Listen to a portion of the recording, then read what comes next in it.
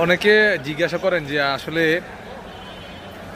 আমার স্ত্রী আমাকে ডিভোর্স দিয়েছে, সেক্ষেত্রে কি আমার স্ত্রীর যেই ভরণ পোষণের টাকা পয়সা এবং কাবিননামা যে টাকা পয়সা দেন মোহরণা, যেটাকে মোহরণা বলি আমরা, সেটা দেওয়া লাগবে কি না?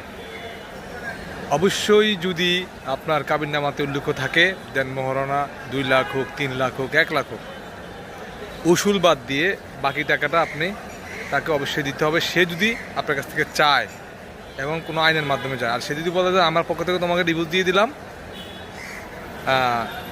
তোমার কাছে যে পাওনা দানা আছে সেটা আমার চাই না, তুমি ডিভোর্স লেটারে সাইন করে দিও, আমি তোমার থেকে বিচ্ছিন্ন হতে চাই, সেক্ষেত্রে আপনার দেনমোহর দেওয়া লাগবে না, দেনমোহরের টাকা পয়সাও দেওয়া লাগবে না, এই জন্য আপনাকে মামলা খেতে হবে না। আর যদি আপনি মনে করেন যে না, আমি আমার ওয়াইফকে ডিভোর্স দিব না, আমার ওয়াইফকে তালাক দিব না, আমি তার তালাক গ্রহণ করব না, তাহলে আপনি দাম্পত্য পুনরুদ্ধারের জন্য একটা মামলা করতে পারেন, অথবা স্বামী হয়ে স্ত্রীর বিরুদ্ধে যৌতুক মামলা করতে পারেন।